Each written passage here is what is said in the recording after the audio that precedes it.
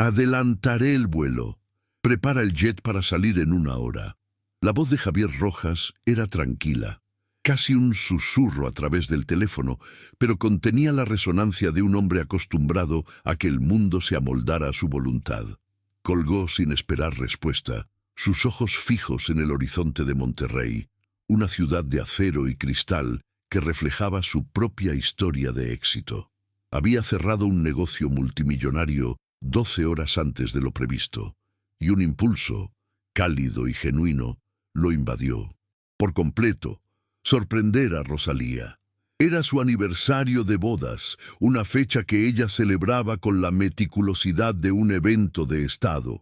Y la idea de romper el protocolo, de llegar sin anunciarse con un pequeño regalo comprado en un mercado de artesanías, le pareció el acto de amor más auténtico que podía ofrecer. No podía imaginar que esa simple decisión nacida del afecto sería el primer paso hacia un abismo que llevaba tiempo abriéndose bajo sus pies, un abismo que estaba a punto de devorarlo todo. El trayecto desde el aeropuerto privado hasta su mansión en el corazón de las lomas de Chapultepec fue un viaje a través de dos mundos que coexistían en él. El interior del sedán de lujo olía a cuero y a silencio, un silencio caro que lo aislaba del vibrante caos de la Ciudad de México. Afuera, los puestos de tacos, los organilleros y el pulso incesante de la vida real pasaban como fotogramas de una película lejana. Javier observaba todo con una nostalgia silenciosa. Él venía de ese ruido, de esas calles polvorientas donde la lealtad se forjaba con hechos y no con contratos. Ahora vivía tras muros altos y jardines impecables, en una casa que se sentía más como un museo curado por su esposa que como un hogar. Cada objeto, cada cuadro, cada mueble había sido elegido por Rosalía para proyectar una imagen de poder y abolengo, un estatus que Javier nunca había buscado, pero que había financiado sin cuestionar. Mientras el coche se deslizaba por las avenidas arboladas, sus pensamientos se desviaron hacia el regalo que llevaba en el maletín, una pequeña figura de madera tallada a mano que representaba a una pareja abrazada. La había comprado a un anciano artesano en una plaza de Monterrey, conmovido por la sencillez de la pieza. Sabía que Rosalía la consideraría una baratija, algo indigno de ocupar un espacio en sus vitrinas de cristal. Probablemente sonreiría con esa amabilidad condescendiente que había perfeccionado, para luego guardarla en un cajón olvidado. Sin embargo, para Javier, esa figura representaba la esencia de lo que él creía que era su matrimonio. Una unión sólida, construida desde la nada. Él, el hombre que se había hecho a sí mismo. Ella, la mujer que le había dado el refinamiento y la aceptación social que su fortuna por sí sola no podía comprar. ¡Qué ingenuo era! Aún creía que el amor podía ser un puente entre mundos, sin darse cuenta de que para algunos solo es una herramienta. El silencio que lo recibió al entrar en la casa fue la primera nota discordante en la sinfonía de su regreso. Era una quietud antinatural, densa y pesada. No se oía el murmullo del personal de servicio, ni la música clásica que a Rosalía le gustaba tener de fondo. La mansión, usualmente un hervidero de actividad controlada, estaba inerte, como si contuviera la respiración. Javier caminó por el vestíbulo de mármol, sus pasos resonando en el vacío. Dejó su maletín en el suelo con cuidado, sintiendo una extraña premonición, un frío que no tenía nada que ver con el aire acondicionado. La casa se sentía ajena, como la piel de un extraño. Era la calma que precede a la tormenta, una quietud cargada de palabras no dichas y verdades a punto de estallar con la fuerza de una explosión. Se dirigió hacia la sala de estar principal, el corazón de su hogar, atraído por un hilo invisible de tensión, y entonces lo escuchó. No era una risa, ni el sonido de una celebración. Era un murmullo de voces bajas, serias, provenientes del salón. Reconoció la voz de Rosalía, pero su tono era diferente, desprovisto de la dulzura melódica que usaba con él. Era un tono frío, calculador, el de una estratega en medio de una jugada crucial. También distinguió la voz de Ricardo, su cuñado, un hombre cuya suavidad en el trato siempre le había parecido sospechosa, y una tercera voz, masculina y desconocida, que hablaba con la jerga precisa y desapasionada de los abogados. No estaban planeando una fiesta sorpresa, estaban en una reunión de negocios, una reunión en su casa, en su aniversario a sus espaldas. Un escalofrío recorrió la espalda de Javier mientras se detenía en el umbral, oculto por la sombra de una columna, el corazón latiéndole con una fuerza sorda y dolorosa. El hombre que todo lo controlaba estaba a punto de descubrir que no controlaba absolutamente nada. Apoyado contra la fría columna de mármol, Javier observó el pasillo como si lo viera por primera vez. Cada detalle era una obra de arte en sí misma.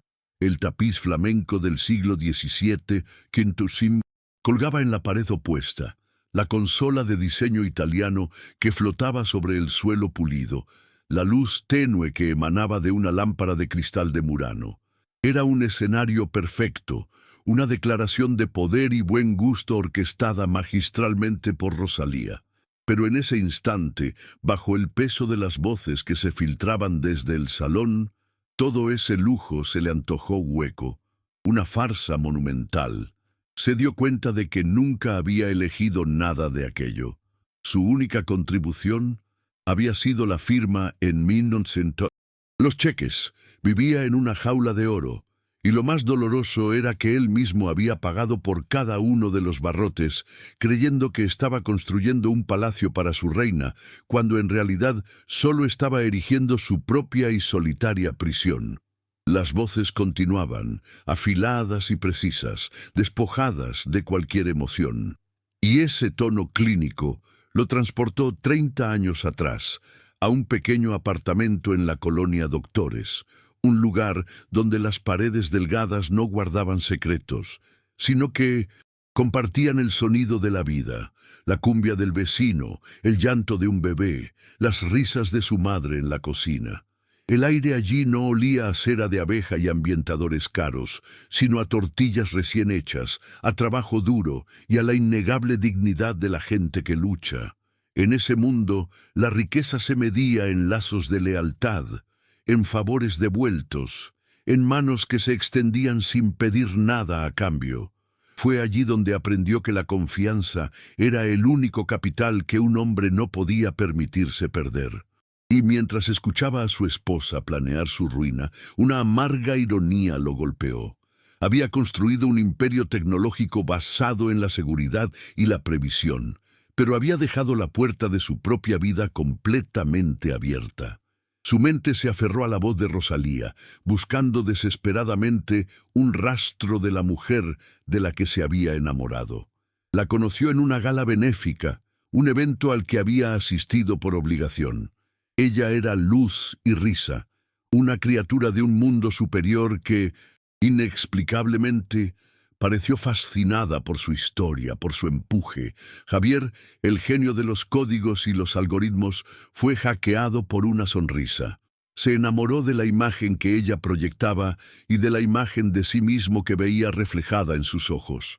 No el muchacho de barrio con suerte, sino un titán, un hombre digno de su estirpe. Ignoró las pequeñas alarmas, como su desdén apenas disimulado por sus amigos de la infancia, o su insistencia en revisar cada contrato prematrimonial como una simple formalidad. Creyó que era pragmatismo, no codicia.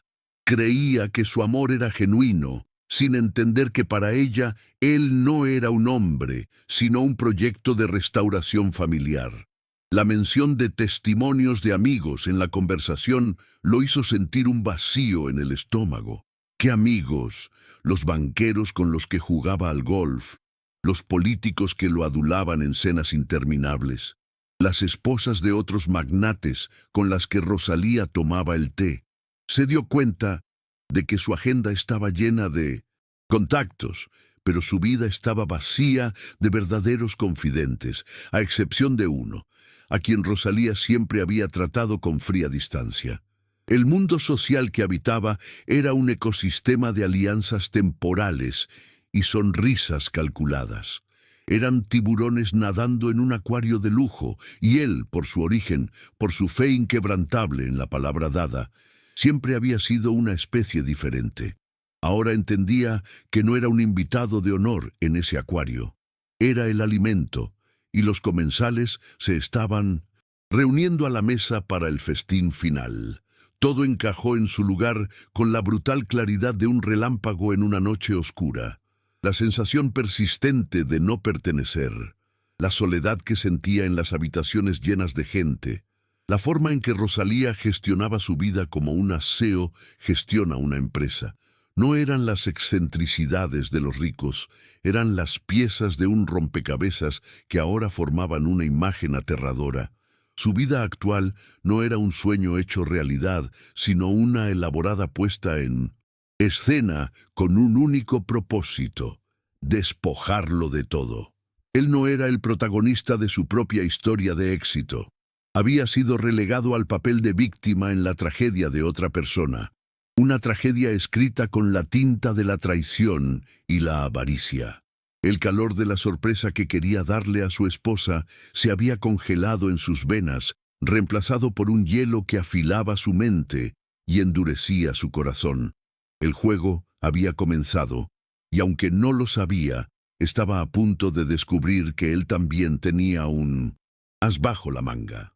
Javier aguzó el oído, filtrando el ruido de su propio corazón para concentrarse en las voces que dictaban su sentencia.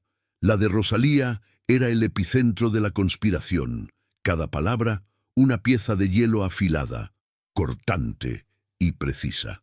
Hablaba con la autoridad de una monarca decidiendo el destino de un súbdito molesto. La voz de Ricardo, su hermano, era un eco untuoso y servil, salpicada de risitas nerviosas y frases de adulación hacia su hermana, revelando la patética ambición del segundón. Y luego estaba la tercera voz, la del licenciado Morales, un hombre cuya dicción perfecta y tono monótono hacían que las palabras más viles sonaran como simples cláusulas de un contrato. Eran los tres jinetes de su apocalipsis personal: la traición, la avaricia y la ley corrupta, reunidos en su propia sala de estar para repartirse los despojos de su vida. No había duda, no había mala interpretación posible. Esto era un golpe de Estado, y él era el rey depuesto que ni siquiera sabía que la guerra había comenzado. El plan se desplegó ante él, palabra por palabra, con una crueldad metódica que le heló la sangre. No era un simple divorcio hostil, era una aniquilación total de su identidad. Morales hablaba de incapacidad mental transitoria, citando informes de un psiquiatra que Javier jamás había conocido. Mencionaba un patrón de comportamiento errático y paranoico, apoyado por declaraciones juradas de amigos cercanos de la pareja. Planeaban usar su dedicación obsesiva al trabajo, sus pocas horas de sueño, su preferencia por la soledad y su desconfianza hacia el círculo social de Rosalía como pruebas irrefutables de su desequilibrio. Querían encerrarlo no en una prisión física, sino en una jaula legal y psicológica, convirtiéndolo en un fantasma en su propia vida, un loco cuya firma ya no tenía valor. La injusticia era tan profunda, tan absoluta, que superaba el dolor para convertirse en un veneno gélido que se extendía por sus venas. Lo que estaba en juego era todo. Morales detalló el proceso para obtener la tutela legal sobre Javier y, por extensión, el control total de Rojas Tech y de su vasto portafolio de inversiones. Hablaban de liquidar acciones, de vender propiedades y de desviar fondos a nuevas corporaciones a nombre de Rosalía y Ricardo. Discutían el futuro de su imperio como buitres discutiendo sobre un cadáver aún tibio.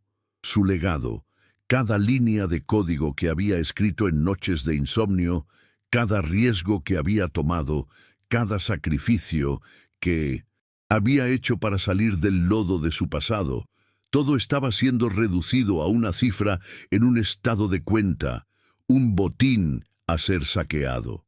Se dio cuenta de que ellos no solo querían su dinero, querían borrarlo, querían devorar su historia y reescribirla a su antojo, dejándolo sin nada, ni siquiera su nombre. Fue entonces cuando Rosalía pronunció las palabras que rompieron lo último que quedaba de su corazón. Ricardo le preguntó, con una falsa nota de preocupación, si no sentía nada por Javier. Rosalía soltó una risa corta, despectiva, un sonido que era la antítesis de la música que él recordaba. Por favor, Ricardo, cumplió su propósito. Fue mi escalera para salir del pozo en el que papá nos dejó. Pero un hombre que prefiere el café de la calle al champán nunca entenderá de alturas. Es un campesino con una chequera. Es hora de que este imperio sea dirigido por alguien con linaje, no por un simple advenedizo con suerte. Esa frase, cargada de un clasismo y un desprecio que nunca había sospechado, fue el golpe de gracia. No era solo avaricia, era odio, un odio profundo hacia su esencia, hacia todo lo que él era y representaba. La traición no era un acto, era un sentimiento que ella había albergado desde el principio. El dolor inicial, agudo y cegador, duró apenas un segundo. Luego fue reemplazado por una calma aterradora, una lucidez glacial que nunca antes había experimentado. La tristeza se evaporó, y en su lugar surgió una certeza fría y dura como el diamante. El hombre, enamorado, murió en ese pasillo. La víctima desapareció. Lo que quedó fue Javier Rojas, el estratega, el luchador que había enfrentado a gigantes corporativos y los había doblegado. Sintió cómo cada emoción se convertía en combustible, cómo la humillación se transformaba en una armadura. No habría gritos, no habría confrontaciones impulsivas. Su mente, su mayor activo, comenzó a trabajar a una velocidad vertiginosa, evaluando la situación no como un esposo traicionado, sino como un general ante un ataque sorpresa. El conflicto estaba establecido, la amenaza era clara, y en el silencio de su dolor, Javier Rojas comenzó a planificar su contraataque. Ya no se trataba de salvar su matrimonio, se trataba de sobrevivir. Dentro del salón, el tono de la conversación cambió. El pragmatismo frío dio paso a una euforia contenida, la de unos cazadores que ya saborean la victoria antes de que la presa haya caído. Ricardo se sirvió un whisky de la licorera personal de Javier, uno de una botella de edición limitada que Javier guardaba para ocasiones verdaderamente especiales. «Brindo por la nueva CEO de Rojas Tech», dijo, levantando el vaso hacia Rosalía con una sonrisa que no le llegaba a los ojos. Ella rió, un sonido que ahora le parecía a Javier tan falso como las joyas de imitación. «Aún no, hermanito. Primero hay que limpiar la casa, hay que asegurarse de que nuestro querido Javier esté cómodo en su nuevo retiro». La palabra cómodo fue pronunciada con un sarcasmo tan venenoso que Javier sintió como si le hubieran abofeteado. Estaban celebrando sobre las ruinas de su vida, y la fiesta apenas comenzaba. La tensión en su pecho se convirtió en una presión insoportable. El abogado Morales, siempre el profesional, carraspeó para devolverlos a la realidad. «Hay un cabo suelto que debemos considerar. Miguel, su jefe de seguridad, es un hombre cercano a Rojas». Rosalía desestimó la preocupación con un gesto de la mano, lleno de arrogancia. «Miguel, por favor, licenciado, es solo un gorila de barrio al que Javier sacó de la basura. Su lealtad tiene un precio, como la de todos. Le ofreceremos una generosa indemnización por su silencio, y si no acepta, un par de amenazas anónimas sobre su familia en la Doctores deberían bastar para que se tome unas largas vacaciones». Escuchar aquello fue, para Javier, una ofensa aún mayor que el robo de su fortuna. Subestimaban a Miguel. No veían al amigo de la infancia, al hermano que la vida le dio, al único hombre en ese maldito lugar en quien confiaba ciegamente. Veían a un peón prescindible, y ese error, ese desprecio clasista, sería su perdición. En la penumbra del pasillo, la mano de Javier se deslizó instintivamente hacia el bolsillo de su pantalón, sus dedos rozando la fría superficie de su teléfono móvil. La memoria lo asaltó, clara y nítida. Hacía 6 meses, una noche, Rosalía había hecho un comentario casual sobre una reunión de la junta directiva de la que él no le había hablado. Dijo que lo había escuchado por casualidad, pero no había forma. Fue una mentira pequeña, insignificante, pero fue una grieta en la fachada perfecta. Al día siguiente, llamó a Miguel, no a su oficina, sino a una cantina de su antiguo barrio. «Necesito una mejora en la seguridad de la casa, Miguel», le dijo mirándolo a los ojos. «Algo discreto. Cámaras y micrófonos. En todas partes. Confío en ti más que en nadie». Miguel no hizo preguntas, solo asintió. No era paranoia, como Rosalía quería hacer creer. Supervivencia era el instinto que nunca había perdido. Ahora, en silencio, sacó el teléfono. La pantalla se iluminó, mostrando no su fondo de pantalla habitual, sino una interfaz de seguridad personalizada que él mismo había diseñado. Con un toque, apareció una cuadrícula con múltiples imágenes en vivo de su propia casa. El salón, la biblioteca, el jardín, su propio despacho. Otro toque, y la vista del salón principal llenó la pantalla. Allí estaban ellos, 3 figuras conspirando en alta definición. En la parte inferior de la pantalla, un ecualizador de audio danzaba al ritmo de sus voces. Cada palabra, cada susurro, cada brindis estaba siendo grabado y almacenado en un servidor seguro encriptado en otro continente. La tensión emocional dentro de Javier se transformó. Ya no era solo la furia de la víctima, ahora sentía el poder gélido del verdugo. Ellos creían tener el control, pero él era el ojo de Dios en su propio universo, observando y registrando su caída. Entonces, un brindis, dijo Rosalía, levantando su copa de champán, cuya botella habían abierto sin la menor ceremonia. Ricardo y Morales la imitaron, sus rostros iluminados por una codicia triunfante. Javier los observaba en la pequeña pantalla de su mano, un dios diminuto y vengativo. «Por el futuro», proclamó ella con una sonrisa radiante, «y por el fin de una era». En ese preciso instante, mientras sus copas chocaban con un tintineo cristalino que resonaba en el salón, Javier supo que tenía que actuar. La humillación había llegado a su punto máximo. La evidencia era irrefutable. El protagonista, aparentemente en desventaja, acorralado y a punto de ser destruido, sostenía en la palma de su mano el arma que no solo detendría el ataque, sino que demolería por completo el mundo de sus agresores. La tormenta estaba a punto de desatarse y él sería quien la dirigiría. Justo cuando el eco del brindis se desvanecía, una sombra se desprendió de la columna del pasillo. Javier Rojas entró en el salón. No lo hizo con la furia de un hombre traicionado, sino con la quietud de un fantasma que regresa a su propio funeral. Sus pasos no producían sonido sobre la gruesa alfombra persa, y su rostro era una máscara de serenidad desoladora. Los 3 conspiradores se quedaron congelados, sus copas a medio camino de sus labios, sus sonrisas de triunfo solidificadas en muecas de puro desconcierto. El tiempo pareció detenerse, suspendido en el aire denso de la habitación. Fue Rosalía la primera en reaccionar, su instinto de manipuladora tomando el control.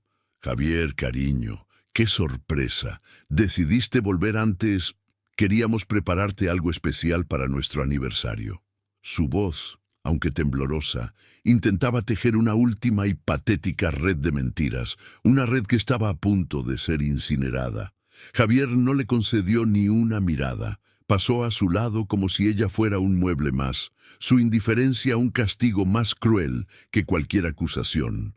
Sus ojos estaban fijos en el centro de entretenimiento, una pared tecnológica que albergaba una pantalla de cine.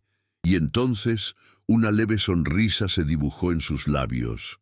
No era una sonrisa de alegría ni de victoria.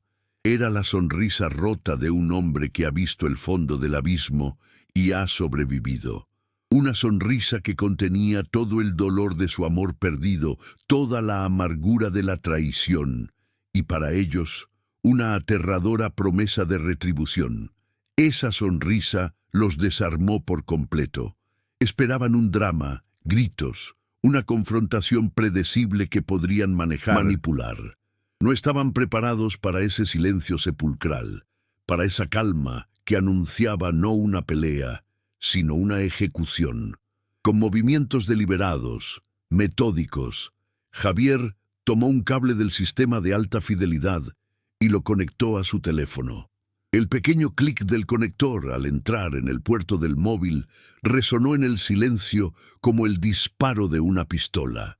Rosalía, Ricardo y el licenciado Morales intercambiaron miradas de pánico creciente.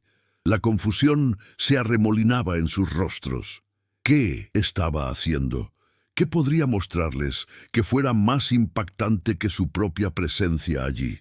La arrogancia que los había alimentado durante meses comenzó a resquebrajarse, reemplazada por un miedo primordial, el miedo del culpable que sabe que su juicio ha llegado de la forma más inesperada. Javier levantó la vista de su teléfono, los miró directamente a los ojos por primera vez y con un simple toque en la pantalla, el gigantesco cuadro impresionista que servía de salvapantallas se fundió en una negrura absoluta, tragándose toda la luz de la sala.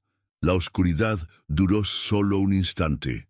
La pantalla cobró vida, mostrando una imagen nítida de la misma habitación, grabada desde un ángulo alto y discreto. Se vieron a sí mismos, congelados en una versión fantasmal de la realidad. Y entonces, el sonido. La voz de Rosalía, amplificada por el sistema de sonido envolvente, llenó cada rincón de la estancia. Por el futuro, se escuchó a sí misma proclamar, y por el fin de una era. De sus copas al chocar, fue como el sonido de cristales rotos en el alma de los presentes. La sangre abandonó el rostro de Rosalía, dejándolo del color del mármol. Ricardo dejó caer su vaso, que estalló contra el suelo en 1000 pedazos, el whisky derramándose como una mancha de vergüenza. El abogado Morales, el hombre de las cláusulas y los pretextos, retrocedió un paso, su rostro profesional descompuesto en una máscara de puro terror. El equilibrio de poder no había cambiado, se había pulverizado. Pero Javier no había terminado. Con una frialdad quirúrgica, deslizó el dedo por la pantalla de su teléfono.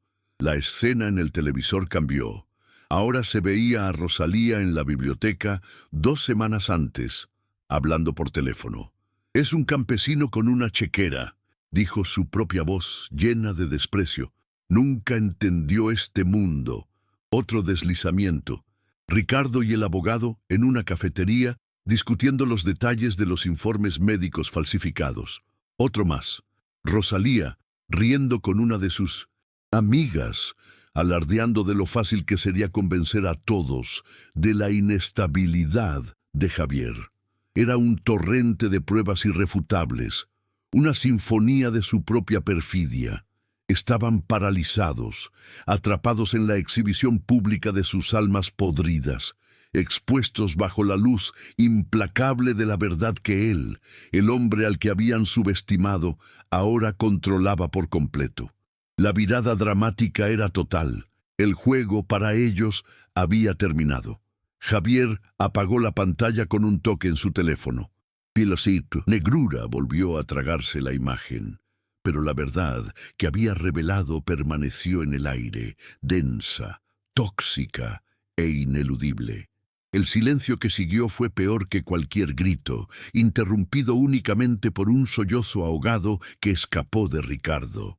Javier se movió hacia el centro de la habitación, su presencia llenándolo todo, y finalmente habló. Su voz no era la de un marido herido, sino la de un juez dictando una sentencia. El mayor error que cometieron, comenzó, su tono bajo y gélido, dirigirse a nadie en particular, no fue traicionarme, ni siquiera fue intentar robarme. Su mayor error fue pensar por un solo segundo que yo era estúpido. Cada palabra fue un golpe, una demolición controlada de la arrogancia con la que habían planeado su caída. La confrontación había comenzado y ellos ya la habían perdido. Primero se dirigió al licenciado Morales, quien intentaba recomponerse, ajustándose inútilmente el nudo de la corbata, como si la dignidad pudiera recuperarse con un gesto. «Usted, licenciado», dijo Javier con una calma letal, «ha cometido fraude, perjurio y conspiración. Ha violado cada código ético de su profesión. Olvídese de su licencia. Cuando termine con usted, no podrá volver a trabajar ni como pasante en un bufete de pueblo. Su carrera ha terminado esta noche». Luego, sus ojos se posaron en Ricardo, que temblaba visiblemente. No había ira en su mirada, solo un desprecio absoluto. «¿Y tú? Siempre fuiste una sombra, viviendo de las migajas. Tu padre primero ahora de tu hermana. Nunca has creado nada, solo sabes consumir y destruir. Disfruta de este whisky. Es lo último que beberás que haya sido pagado por mí». Los redujo a su esencia, un profesional corrupto y un parásito patético. Finalmente, se volvió hacia Rosalía. Ella lo miraba con una mezcla de terror y desafío, su belleza una máscara inútil contra la cruda verdad. Javier se acercó a ella y su voz, aunque seguía siendo baja, se cargó con el peso de 5 años de engaño. «Campesino con una chequera», repitió suavemente las palabras de ella y el recuerdo de su propia voz la hizo estremecer. «Quizá tengas razón, Rosalía. Soy ese campesino. Un campesino que construyó un imperio tecnológico desde cero con estas manos». Levantó sus manos, no en un gesto de amenaza, sino de orgullo. Manos que, a diferencia de las tuyas, saben lo que es el trabajo, el sacrificio y la lealtad. Manos que saben construir, no solo tomar. Me despreciabas por mi origen cuando era, precisamente mi origen, lo que te daba todo lo que tienes. El impacto de sus palabras la dejó sin aliento. La verdad, dicha con esa serenidad devastadora, era un arma contra la que no tenía defensa. «Te di un mundo que no podías ni soñar», continuó él, su voz ahora con un matiz de profunda y amarga tristeza. «Pensé que éramos socios, construyendo un futuro juntos. Pero tú solo veías un banco, un trampolín para recuperar un estatus social perdido. Te traje un regalo hoy», dijo, y la mención de ese detalle tan íntimo en medio de la debacle fue brutal. «Una simple figura de madera, y ahora entiendo por qué la habrías odiado. Porque no tiene precio, tiene valor, y tú, Rosalía, nunca has sabido diferenciar una cosa de la otra». Estaba desmontando su vida entera, la farsa de su amor, con la precisión de un cirujano extirpando un tumor. Se detuvo a un paso de ella, la miró a los ojos, y en los suyos ya no había amor, ni dolor, solo una inmensa y vacía decepción. El confronto directo, el verdadero, no era sobre el dinero o la empresa, era sobre la aniquilación de la ilusión que él había defendido por tanto tiempo. «Levanté muros de lujo a tu alrededor, te di todo lo que el dinero podía comprar, creyendo que te hacía feliz», le dijo en un susurro que solo ella pudo oír. «Pero nunca entendiste la verdad fundamental de nuestra vida. El problema no era que yo estuviera atrapado en tu mundo de apariencias. El problema, para ti, siempre fue que eras tú la que estaba atrapada en el mío». Con esa última frase, la verdad emergió con toda su fuerza, aplastándola. Él no era la víctima en la jaula. Él era el dueño del zoológico. Y la hora de cierre había llegado. Sin esperar una respuesta, Javier se dirigió al vestíbulo donde había dejado su maletín. Lo abrió y extrajo una delgada carpeta de cuero. Regresó al salón y la depositó sobre la mesa de centro de caoba, el sonido sordo rompiendo la tensión. «Aquí está su única salida», anunció con una voz desprovista de toda emoción. «Dentro encontrarán 3 documentos.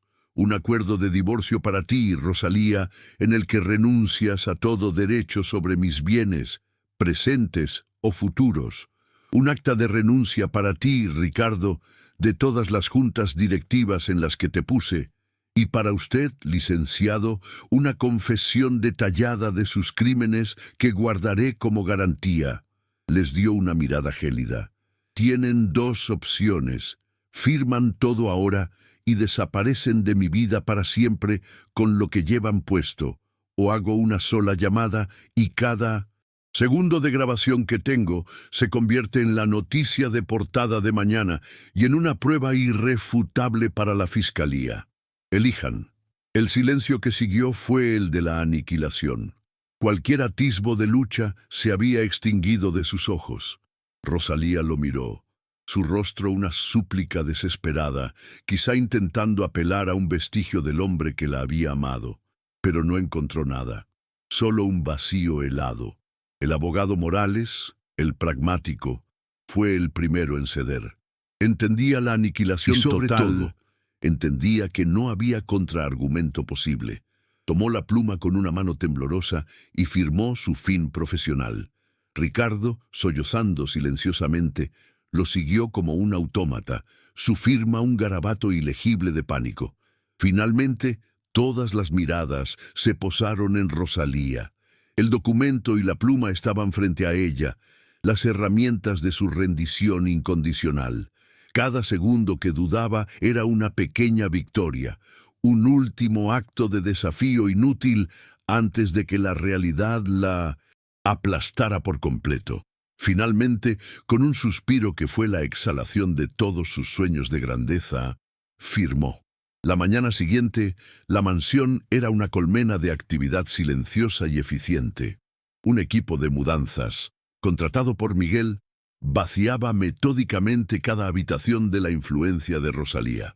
Sus vestidos de diseñador, sus obras de arte pretenciosas, sus muebles elegidos, con un gusto impecable y un corazón vacío, todo era empaquetado y retirado. Javier observaba el éxodo desde la barandilla del piso superior, no con nostalgia ni con alegría, sino con una sensación de profunda y necesaria purga. Era como si su casa y su vida finalmente pudieran respirar de nuevo. Cuando todo terminó, caminó por las estancias ahora vacías y cavernosas. En su despacho encontró el maletín que había traído de Monterrey. Sacó la pequeña figura de madera de la pareja abrazada y la colocó en el centro de la repisa de la chimenea. En la inmensidad del salón era el único objeto que contaba una historia real. Meses después, el sol de la tarde se filtraba a través del bullicio de la colonia Doctores. El aire olía a carnitas, a asfalto caliente y a la energía inagotable de un barrio que nunca duerme. Javier, vestido con unos vaqueros gastados y una simple camiseta, estaba sentado en un taburete de plástico frente a un puesto callejero, saboreando un café de olla en un vaso de cartón. A su lado, Miguel comía un taco, y ambos reían por un recuerdo de la infancia.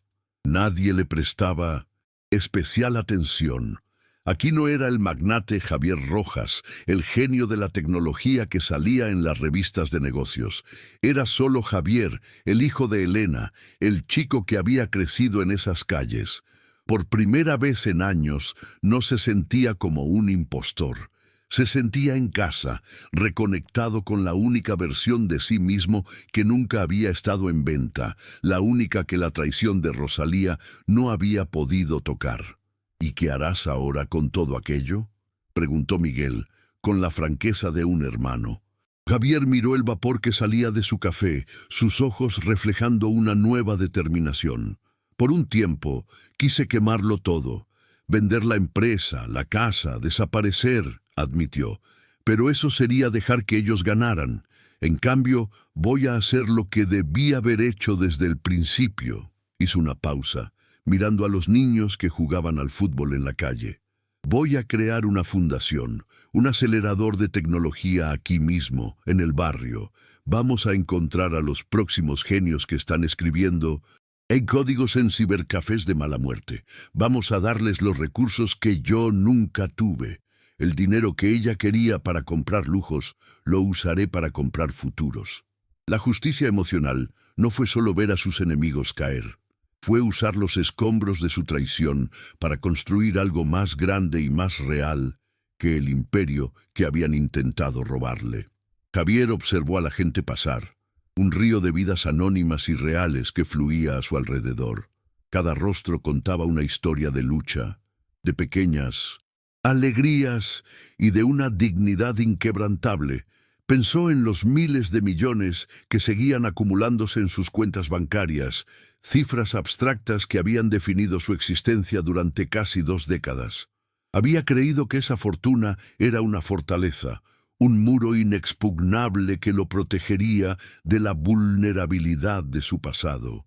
Qué ironía que ese mismo muro se hubiera convertido en su celda, aislándolo de la humanidad real, y que los tesoros que guardaba dentro no hicieran más que atraer a los dragones más voraces. Ahora comprendía que el verdadero poder no residía en la capacidad de comprar el mundo, sino en la sabiduría para no ponerle un precio a tu alma. Su mirada se posó en Miguel, su amigo, su guardián, el único pilar que había permanecido en pie cuando todo su universo de cristal se hizo añicos. Miguel, que nunca le había pedido nada más que su amistad y que le había ofrecido a cambio una lealtad tan natural y tan vital como el aire que respiraba. La había dado por sentada durante años, ciego por el brillo de las lealtades falsas y los afectos comprados que Rosalía había dispuesto a su alrededor como un decorado. La lealtad, se dio cuenta Javier, no se firma en un contrato ni se jura ante un altar.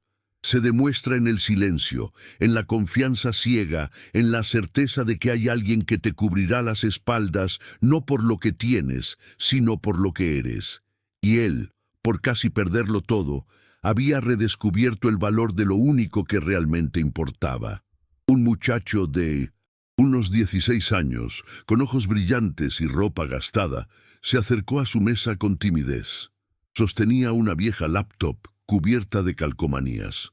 «Señor Rojas», tartamudeó, escuché de su proyecto. Yo he estado desarrollando una pequeña aplicación. Sé que no es mucho, pero...» Javier interrumpió su nervioso discurso con una sonrisa genuina, una que no había esbozado en años. «Siéntate, muchacho, muéstrame qué tienes». Mientras el joven le explicaba con pasión su código, Javier no vio a un simple aficionado. Vio el reflejo de sí mismo, el hambre, la pasión intacta, el genio en bruto que solo necesitaba una oportunidad.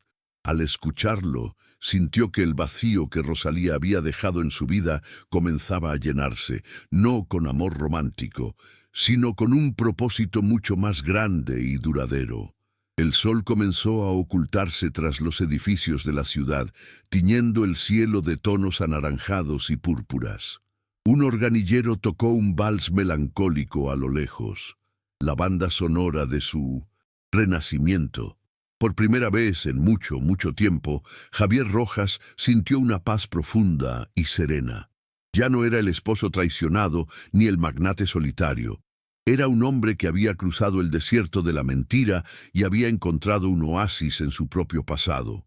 Había perdido una vida de lujo hueco, pero había ganado la oportunidad de construir un legado real, uno que no se mediría en cifras en la bolsa, sino en el número de vidas que podría transformar, empezando por la suya. El dolor de la traición se había convertido en la brújula que lo había guiado de vuelta a casa. Tomó el último sorbo de su café, su sabor amargo y real, anclándolo firmemente en el presente. Observó el vibrante caos de su barrio, un ecosistema de supervivencia y sueños que ahora entendía como la fuente de su verdadera fortaleza. Todo el dolor, la humillación y la pérdida habían cristalizado en una única y lúcida verdad, una lección grabada a fuego en su alma. Comprendió el origen de su ceguera y la naturaleza de la herida que casi lo destruye. Construí un imperio con las manos, pero olvidé que las mayores traiciones vienen de aquellos que nunca se han ensuciado las suyas. Si crees que las raíces son nuestra mayor fortaleza, comparte esta historia. A veces, el camino de vuelta a casa es el único que nos permite avanzar.